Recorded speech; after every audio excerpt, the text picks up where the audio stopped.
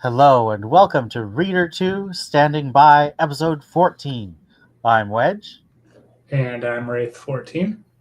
and we are so happy to have you to join us in our journey through the X-Wing series of Star Wars stories from the old expanded universe. Today, we're covering the comic miniseries Union, written by Michael A. Stackpole, art by Robert Teranishi. Probably the easiest way to collect Star Wars Union these days is in the New Republic Epic Collections Volume 7.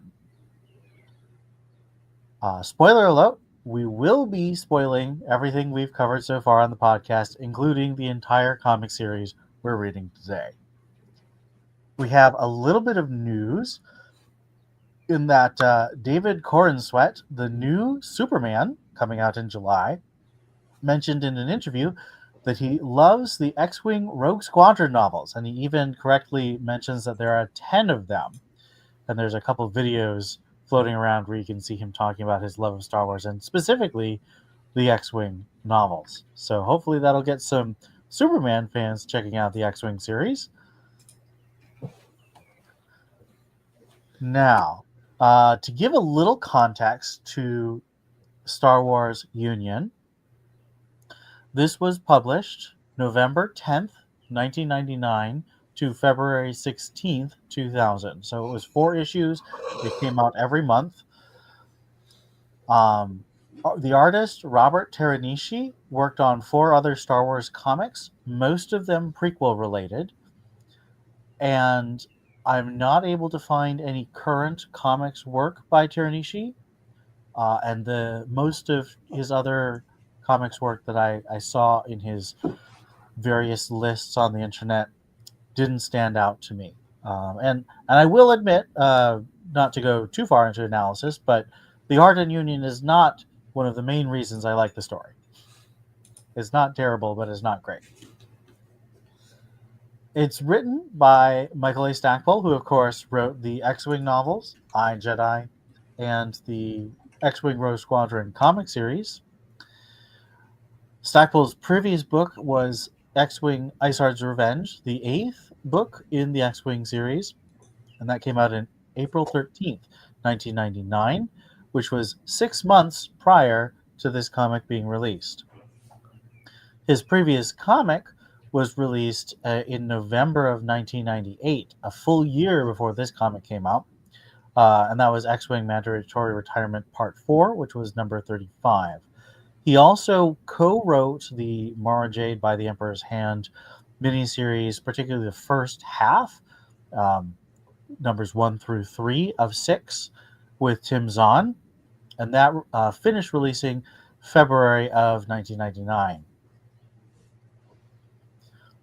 After Union was released, he had 2 novels in the Star Wars The New Jedi Order series, the first of which was Dark Tide 1, Onslaught.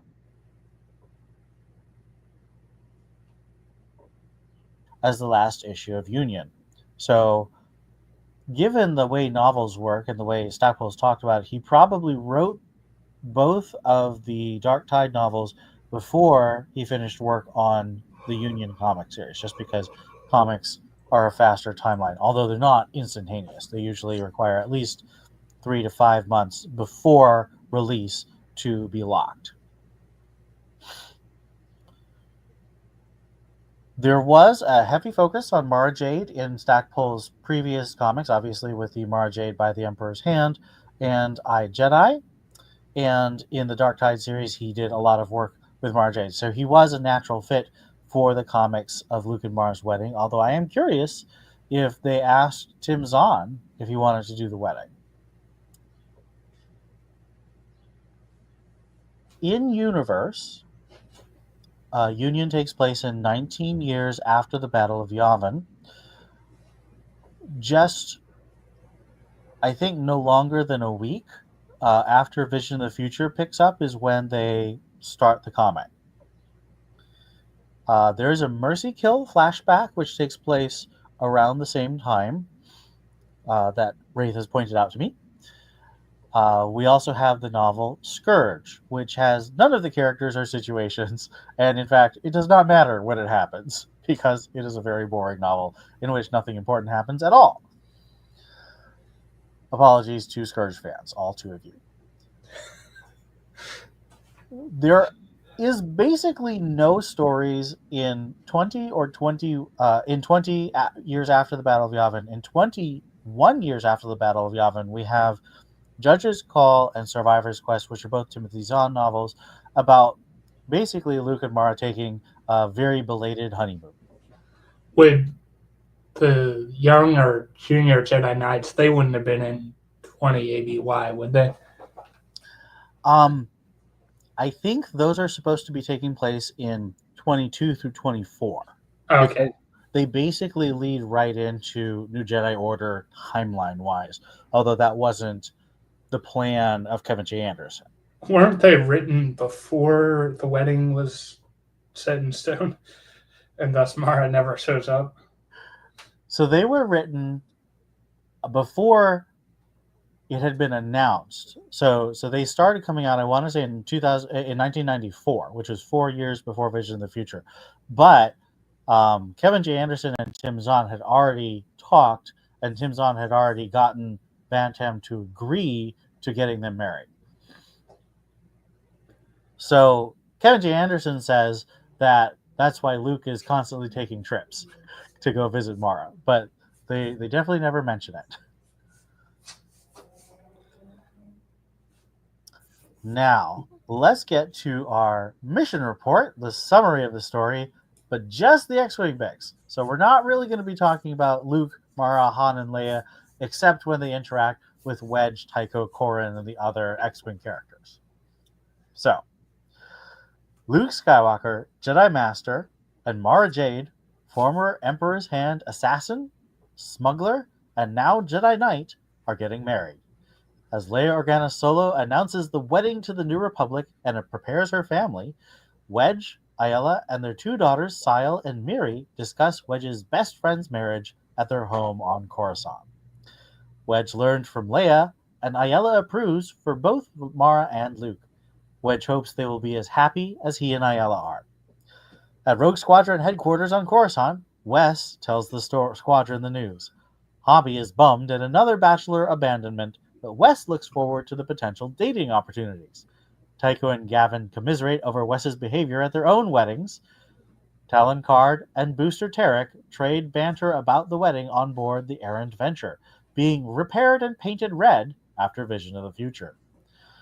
On Yavin 4, at the Jedi Temple, Corran, Horn, and Mirix react to the news from Booster as their son Valen plays his music. Corran is surprised it took so long for Luke and Mara to realize they were made for each other, but worries about Mara's temper. Corran and Cam Solusar, another Jedi Knight, spar while Luke watches, and they discuss wedding traditions for the Jedi. Corran suggests a private Jedi ceremony and then a public wedding on Coruscant, similar to his wedding to Mirax on Lusankya in Back to War, and then public ceremony later. On the Imperial planet of Dulles 3, a Imperial named Banner Sumptor hears the news of the wedding as well and is upset over the decline of the Empire. So he forms dark plans with the Moff Darren Takar and other Imperials, including Chick Apla and the Moff's wife, Annalise. Hope I'm pronouncing those names right. The team sneaks onto Coruscant.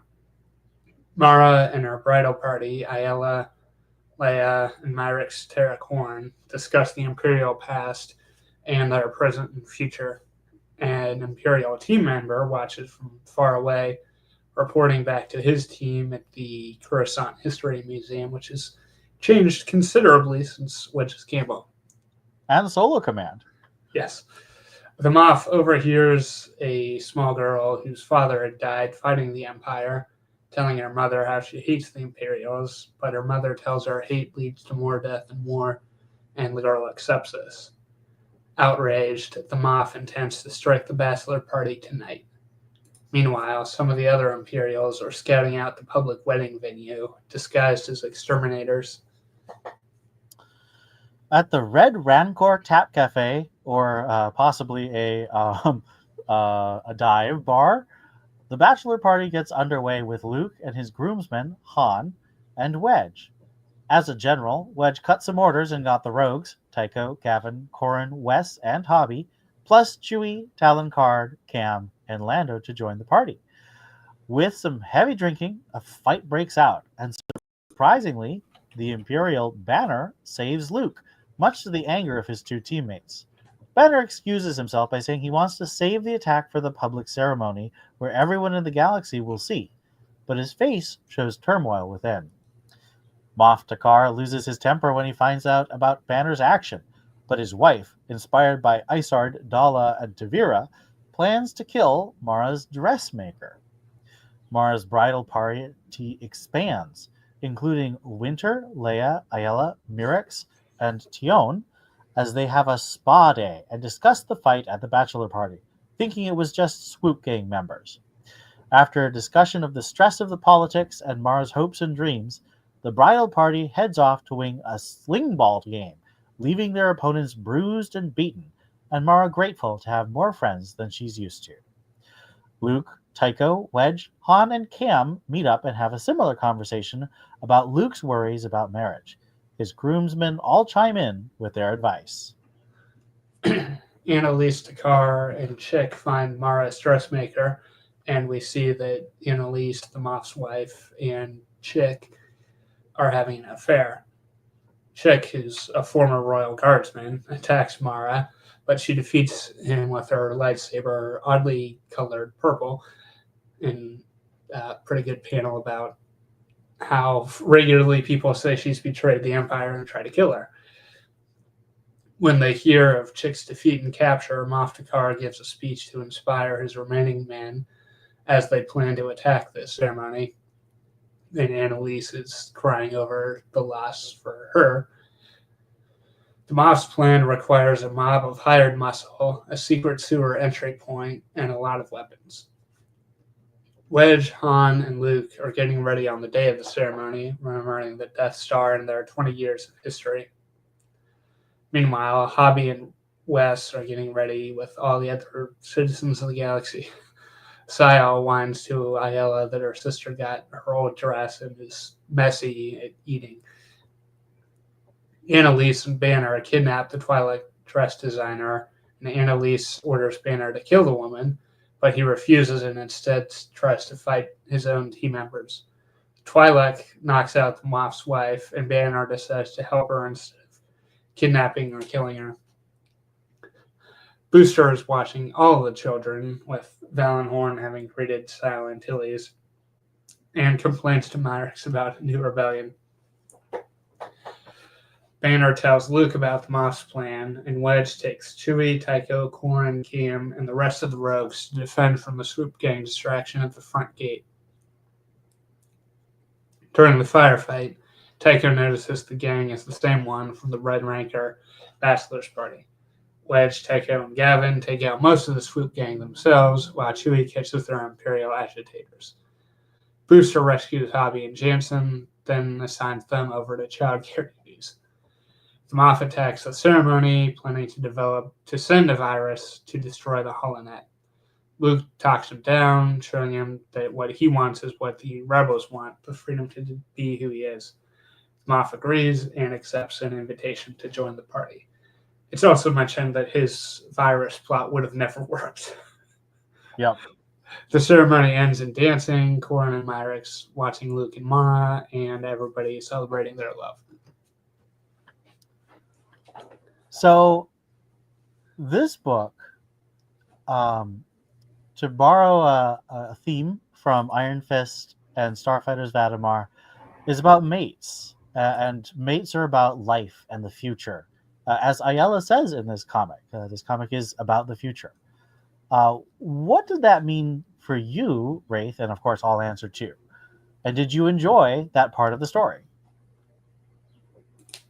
Yeah, it's well, nothing against New Jedi Order. You already know my position on this, but it's a bit unfortunate we never really got to see the galaxy get back up from the Galactic Civil War between the Empire and the New Republic without another worse war steamrolling in 5 years later.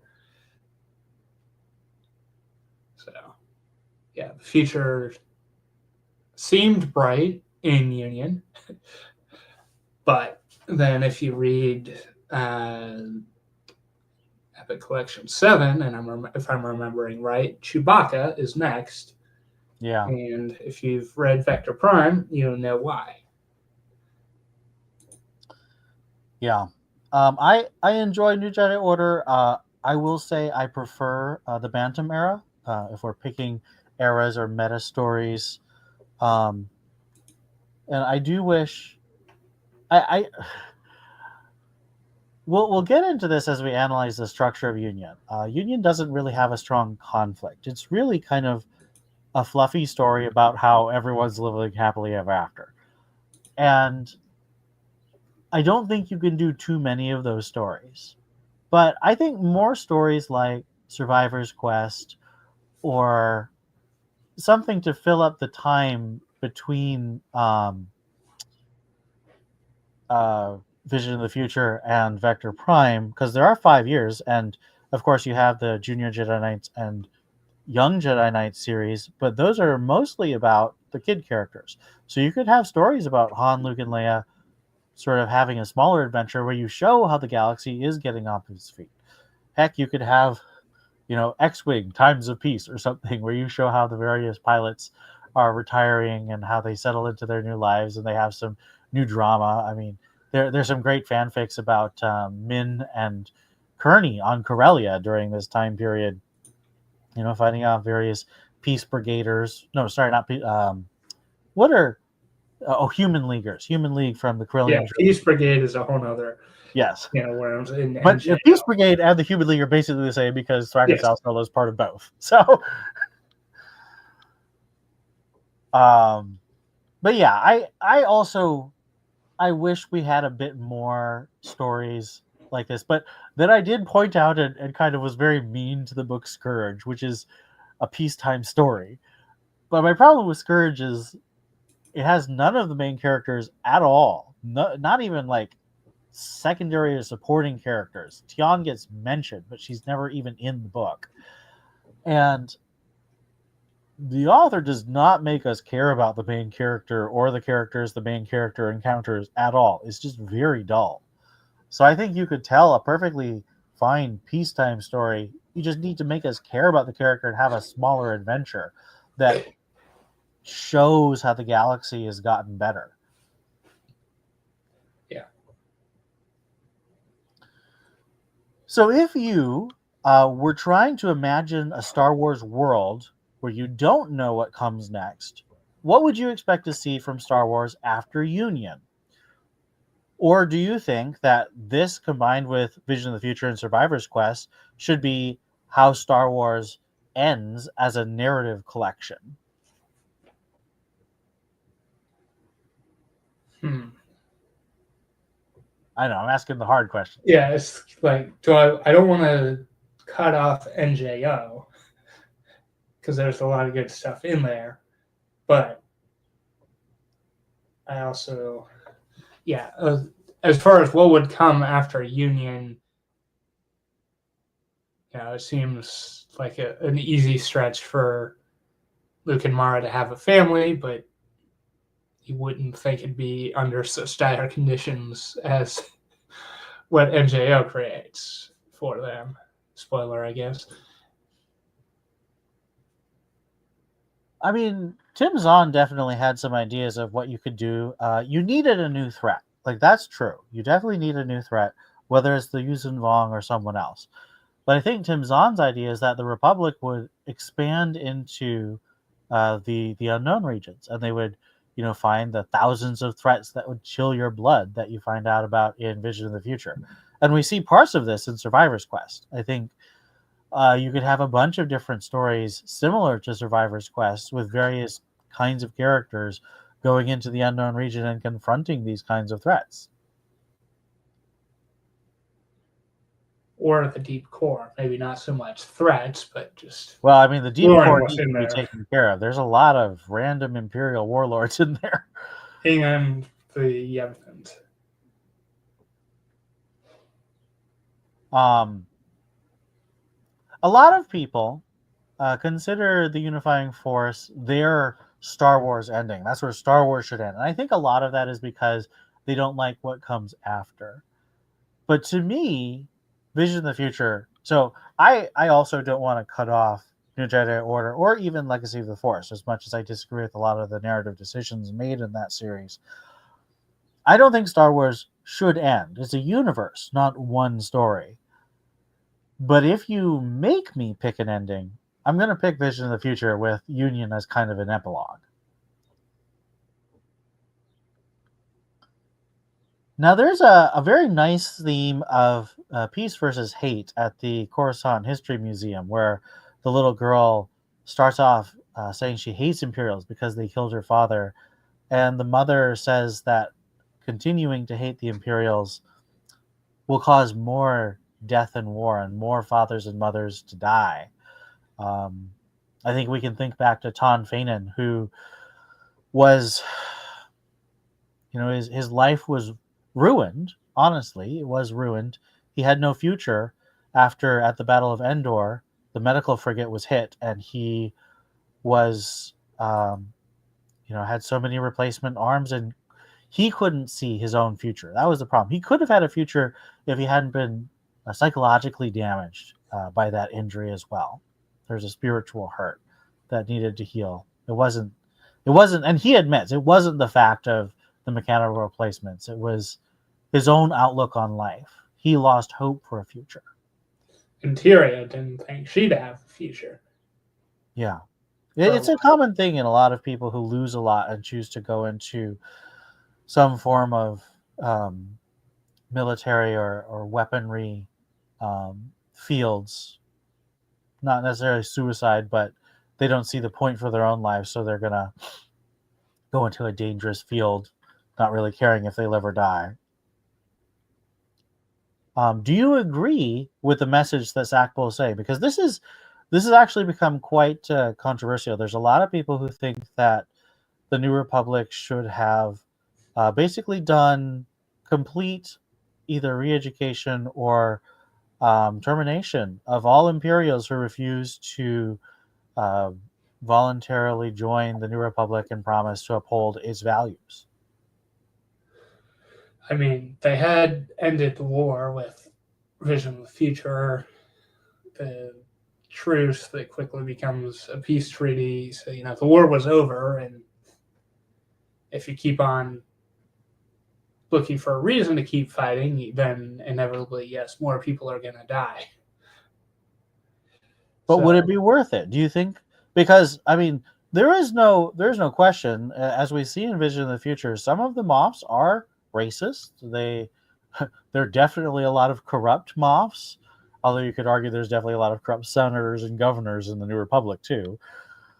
Um, is it the New Republic's moral duty? Should people just keep going until there's no one left? did the actual.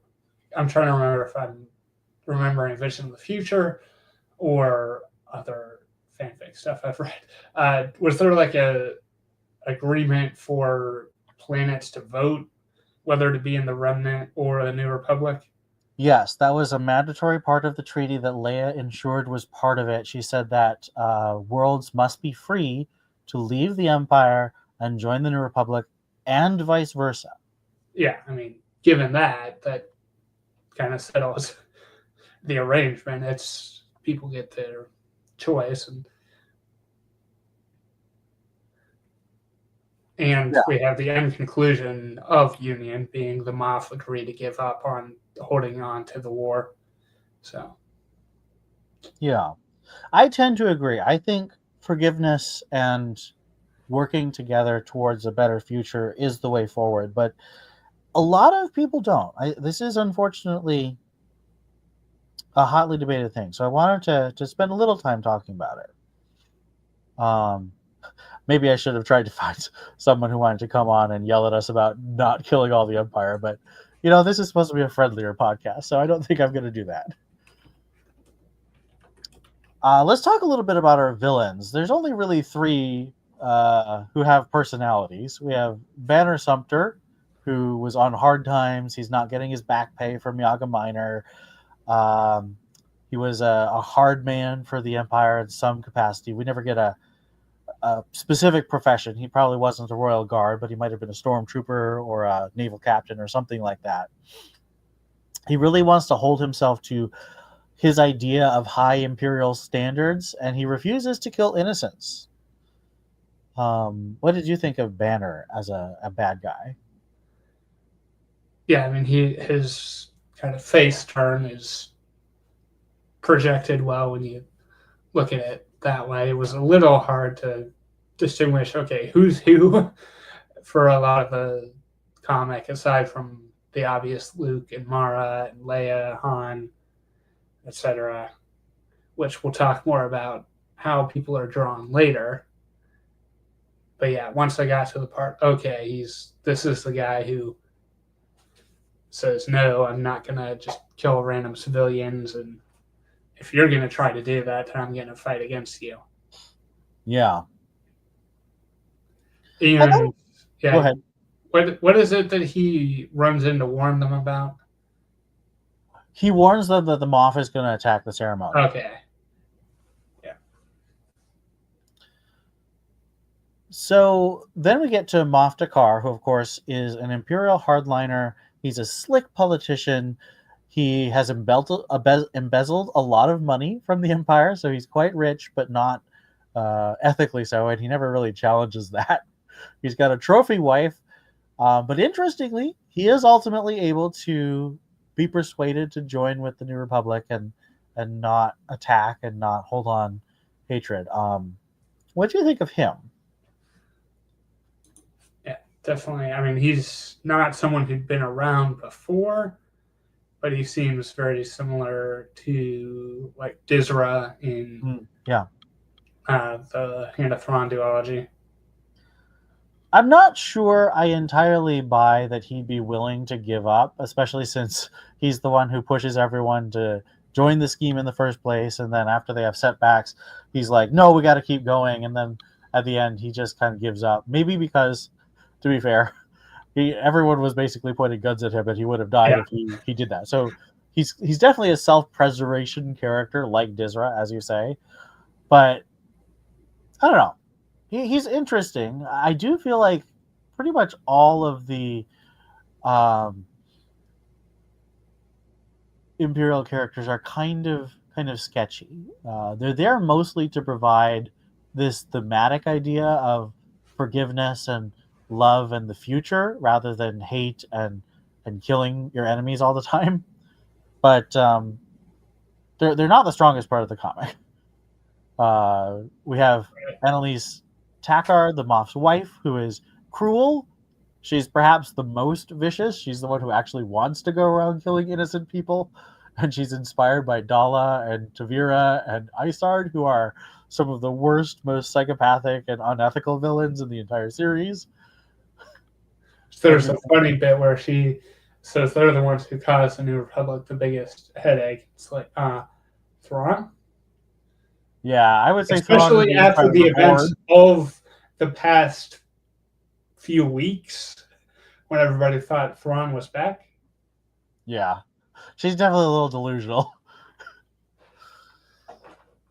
I think we're meant to see her as delusional because we know that Isard had some moments of extreme mental instability. Dala was straight up crazy, and Tavira was just a pirate with a Star Destroyer. She never really threatened whole planets. She was just kind of really annoying.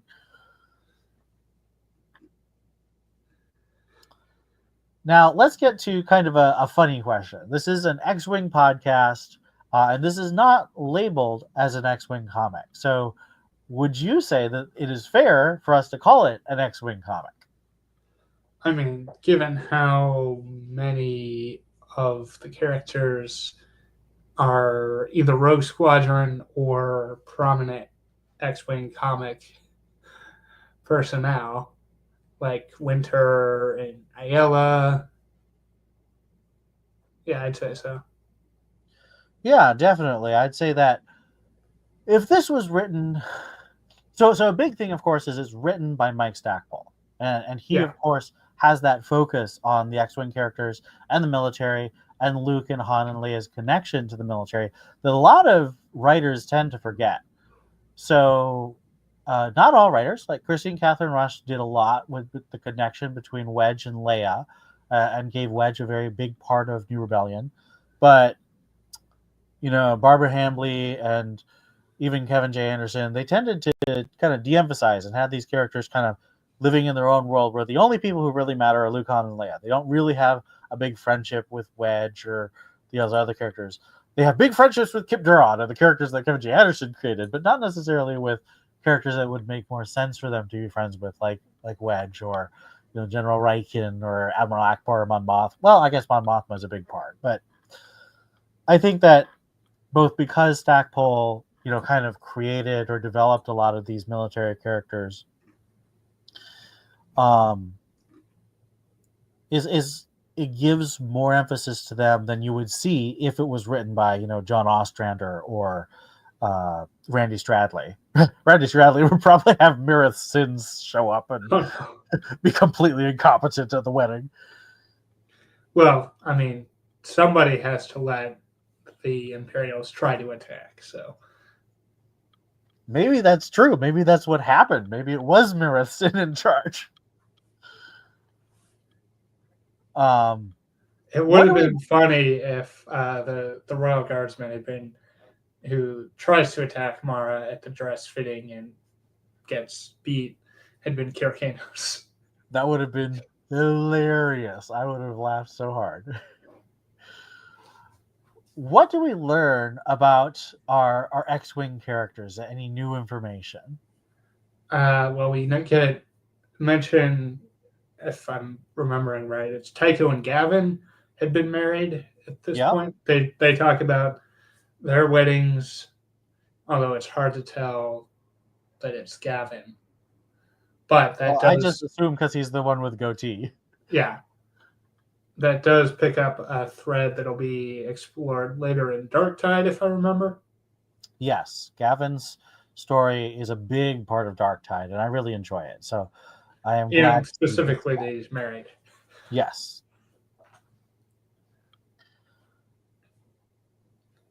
Um, we find out a bit about the Antilles household. Sile and Miri, like many siblings, kind of they bicker, and Sile is jealous of her sister getting her old dress. She doesn't understand that new dresses are better. And they kind of get in food fights, but Sile says that she keeps her food on target. At this point, they'd be 3 and 2 ish. So this is 19 ABY. When was New Rebellion again? 17, okay, and 18, but it's a question of when in 19 ABY and I mean, I'm going to assume it's kind of later in the year, since yeah, we have two Spectre of the Past and Vision of the Future happening first. So, they're like 3 and 2 tops. yeah.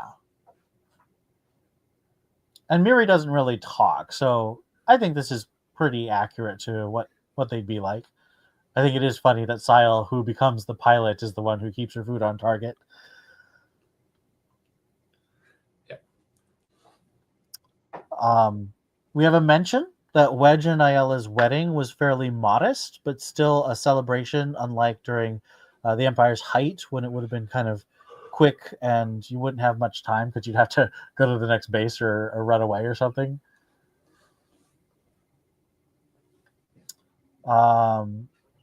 What other X-wing nods or characters did you really appreciate in Union?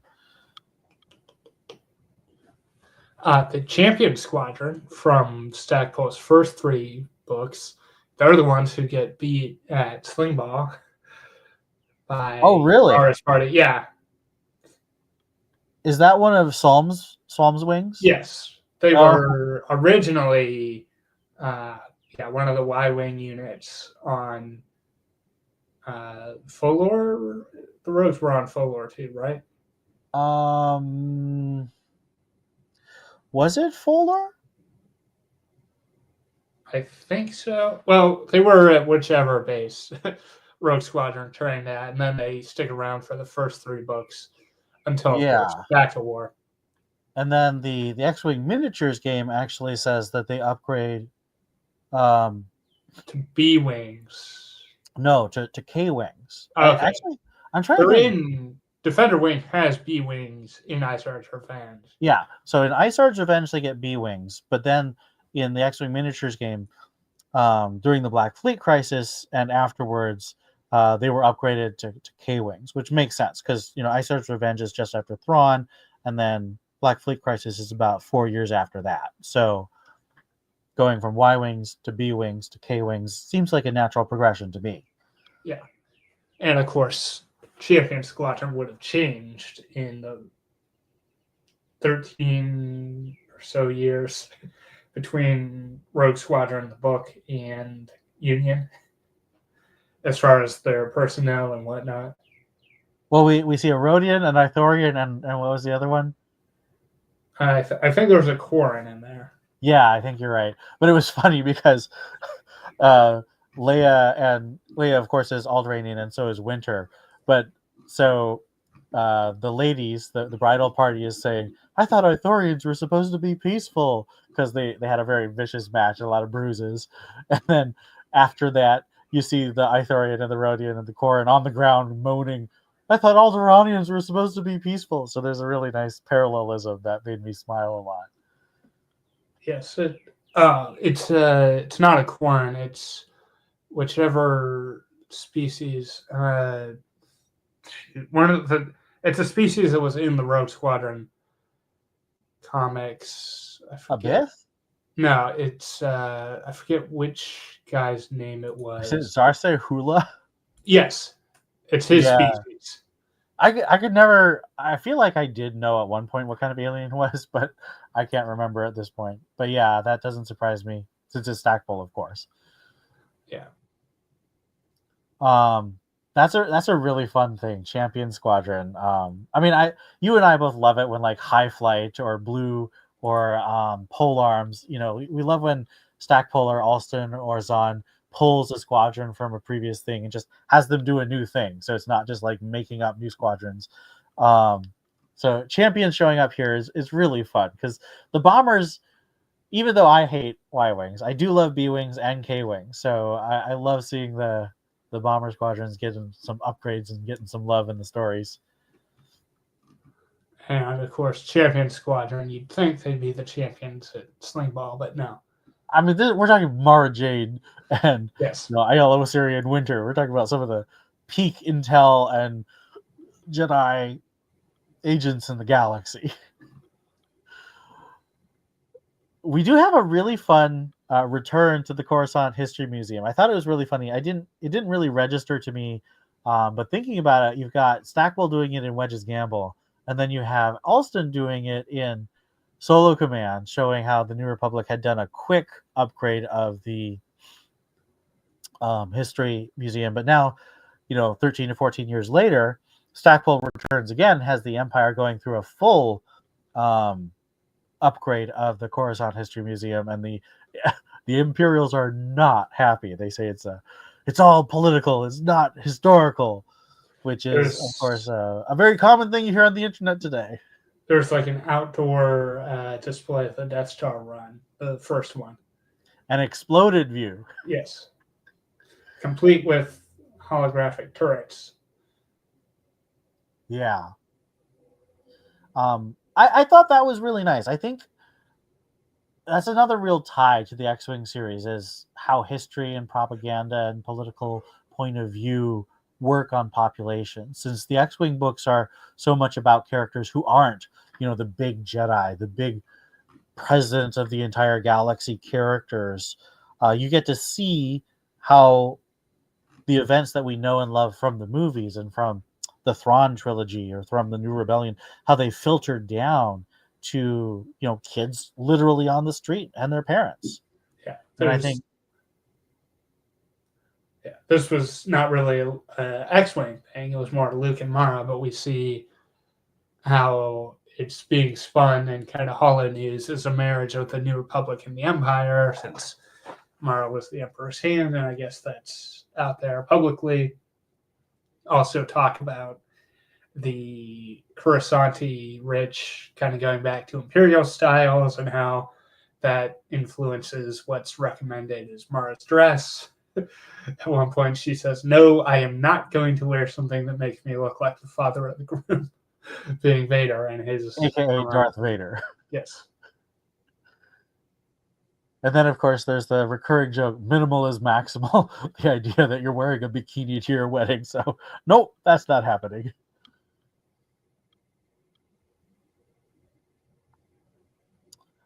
We do have a little note that since Valen's spending a lot of time on the Jedi Academy at Yavin 4, he doesn't spend a ton of time with other rogue kids like Sile and Miri. Although I think Valen's probably a year or two older than Sile and Miri. I mean, So that's another reason. But it seems like one of the first times they meet. Other than the ones Gavin adopted, which rogue kids are there? That's a good question. Tycho never Tycho has doesn't any. get any in canon. Yeah. Wes and Hobby, as far as they know, don't have any. We don't know much about Iniri's life. Nawara and Rasati leave the squadron, and we don't know if they have any kids. Oh, I think would they have to adopt as? I mean, there is that Clone Wars episode, but I think they say that was actually adopted too. So I don't know.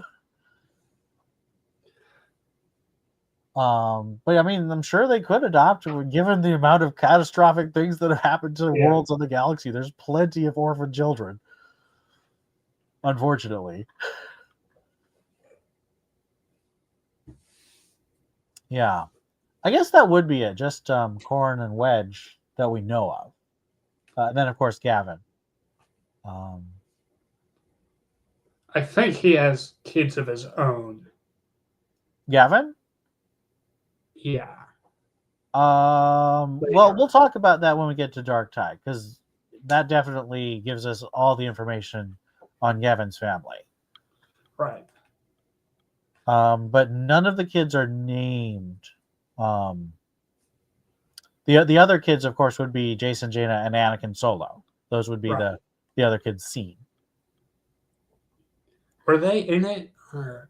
Yeah, they're in it. I just didn't mention them because they're not part of the rogue characters yet. I do claim that Jaina becomes a rogue character in the new Jedi Order, but she's not one yet. So, would you recommend Star Wars Union to X-Wing fans who want more X-Wing type stories? Yeah. I mean, there's, at least in our minds, a pretty close overlap between X-Wing and Zahn, so...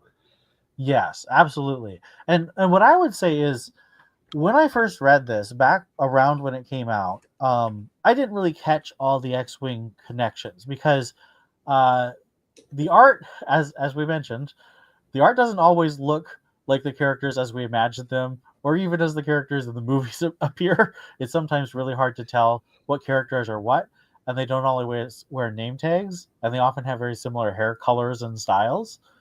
But if you read it carefully and you can figure out from the dialogue what characters are what, it really becomes an X-Wing comic to me. Now, I am a huge Luke and Mara fan, so I love it as a Luke and Mara story. But it is also a great X-Wing story because Luke, of course, is so close to Wedge and Tycho and the other rogues. And they take one for the team and fight off the swoops at the end. So, saving the day. Yeah. As they do. Easier to recommend if they looked like they do in like the John Nadell Rogue Squadron comics. Yeah. Or Steve Crespo from Mandatory Retirement. Like someone who really made the characters, have their individual faces that are consistent from page to page. Yes. And not, we'll get to how they look in a minute. Yes.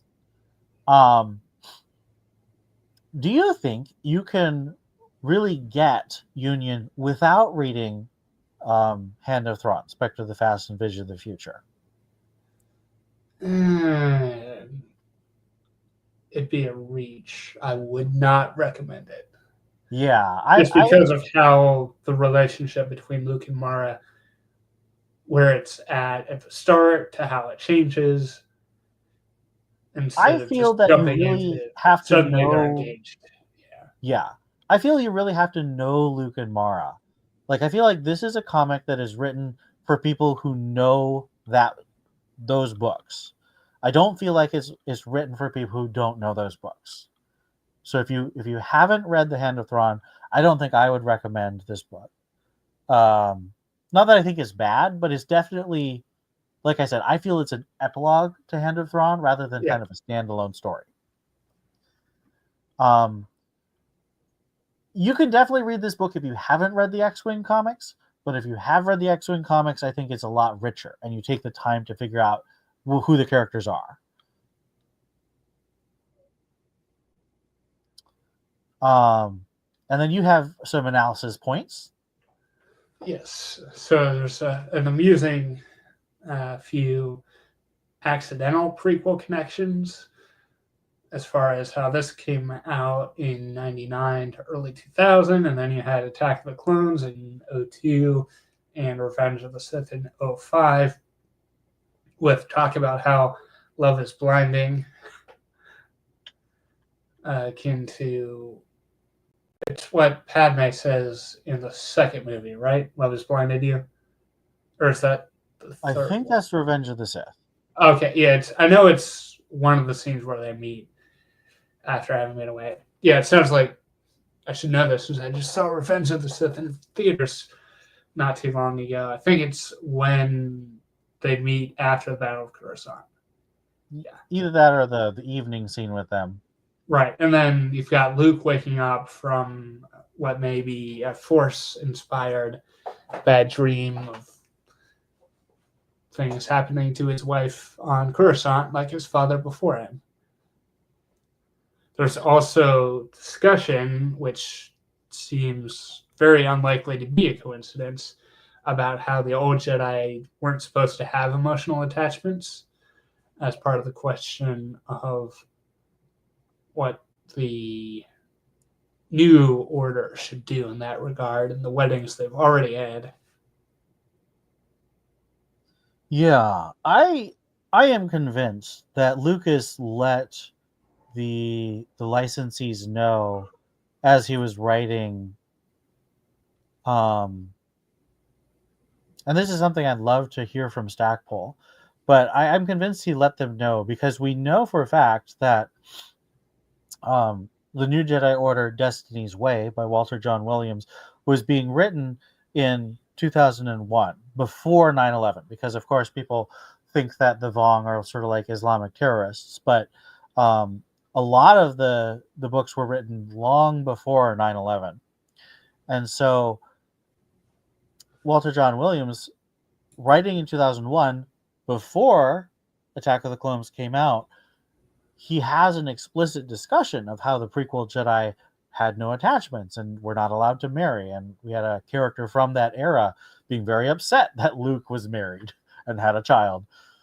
So I think that we know that licensing knew about those specific philosophical Jedi things from Attack of the Clones before the movie came out.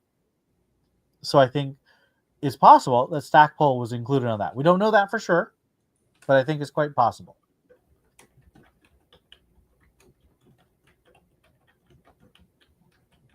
Yes, and then the other thing I had was how many 90s actors are kind of traced into the comic as either background people or members of the Rogues, like Wes.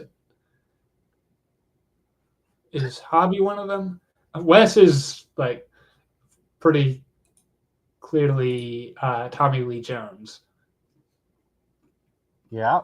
Then you've got Steve Buscemi, Peter Stormare, and possibly Jack Nicholson. That one's a bit more of a stretch among the Imperials. this. Bruce Willis is very obviously Cam Solusar. It also raises the question whether Ayala is based off. Well, sorry, this is a list somebody made comparing them. So I should mention that's where this is coming from. Whether Ayala is based off Ashley Judd, but Wedge does look like Dennis Lawson. I mean, so that part is correct. One of the things about the art of Union is it does seem like there's a lot of tracing. So like the Bruce Willis thing is just too close to not be, copying from a Bruce Willis photo. And that's a hotly debated thing. There's several well-known artists who are known for tracing their art from photographs. There's another thing that people like to do where they generate, they use like poser CGI software to do body proportions, and then they trace that. And that's hotly contested whether artists should do that too. So it's, I think it's probably one of the reasons why Teranishi didn't do a lot more comics, because his art is obviously traced, and so that has a certain amount of controversy and limited appeal to it.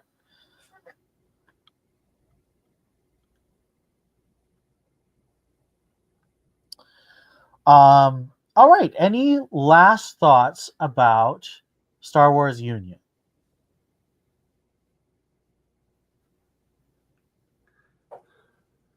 Not really. I mean, it's pretty abbreviated. Some interesting it's just background stuff about Coruscant. Just 4 issues. We cut out a bunch because we're just talking about the X-Wing characters. A lot of the stuff is about Mara and Luke, so it does have more meat than we talked about. But it is a shorter story. If we'd done an episode for every individual 4-issue arc of X-Wing, they probably would have been a similar length to this episode. Maybe even shorter, because we'd just get through it. So let's move on to our wing books. What books or other kind of story would we recommend to people who liked Star Wars Union? For me, I want to recommend Busman's Honeymoon by Dorothy L. Sayers. This is an English romance or marriage story with detective interruptions from the 1930s. The main character is Lord Peter Wimsey, and his wife is Harriet Vane, who's a mystery novelist. So there's a lot of meta fun because Dorothy L. Sayers, of course, was also a mystery novelist. So she has Harriet do a lot of the stuff that she had to do, and has a lot of the same kind of parody, meta-fictional stuff that goes on with that. But it's also very romantic. The romance is much more the priority than the plot, the mystery plot. So I think that has a lot to do with Union as well, where the romance and the getting together and celebrating the wedding is much more of the point than the Imperial plot.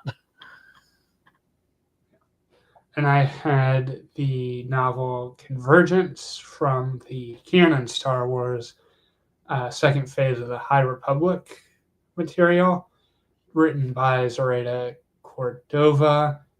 It was the first of any of the High Republic stuff I read, which is not necessarily recommended since it's in the middle of it, although phase 2 is chronologically the first of the 3.